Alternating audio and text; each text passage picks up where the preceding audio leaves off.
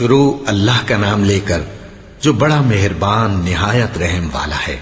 وہ قادر مطلق جو ہر خامی سے پاک ہے، ایک رات اپنے بندے کو مسجد حرام یعنی خانہ کعبہ سے مسجد اقصی یعنی بیت المقدس تک، جس کے چاروں طرف ہم نے برکتیں رکھی ہیں، لے گیا تاکہ ہم اسے اپنی قدرت کی نشانیاں دکھائیں۔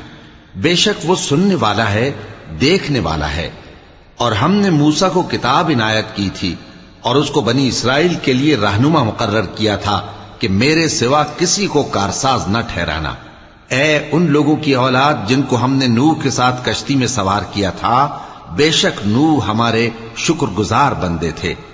اور ہم نے کتاب میں بنی اسرائیل سے کہہ دیا تھا کہ تم زمین میں 2 دفعہ فساد مچاؤ گے اور بڑی سرکشی کرو گے۔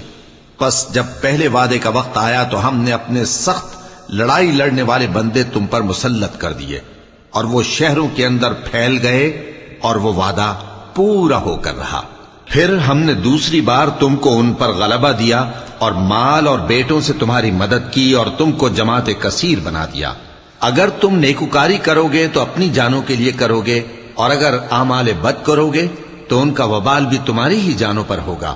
پھر جب دوسرے وعدے کا وقت آیا تو ہم نے پھر اپنے بندے بھیجے تاکہ تمہارے چہروں کو بگاڑ دیں، اور جس طرح پہلی دفعہ مسجد بیت المقدس میں داخل ہو گئے تھے اسی طرح پھر اس میں داخل ہو جائیں، اور جس چیز پر غلبہ پائیں اسے تباہ کر دیں۔ امید ہے کہ تمہارا پروردگار تم پر رحم کرے، اور اگر تم پھر وہی حرکتیں کرو گے تو ہم بھی وہی پہلا سلوک کریں گے، اور ہم نے جہنم کو کافروں کے لیے قید خانہ بنا رکھا ہے۔ یہ قرآن وہ رستہ دکھاتا ہے جو سب سے سیدھا ہے، اور مومنوں کو جو نیک عمل کرتے ہیں بشارت دیتا ہے کہ ان کے لیے اجر عظیم ہے، اور یہ بھی بتاتا ہے کہ جو آخرت پر ایمان نہیں رکھتے ان کے لیے ہم نے دکھ دینے والا عذاب تیار کر رکھا ہے۔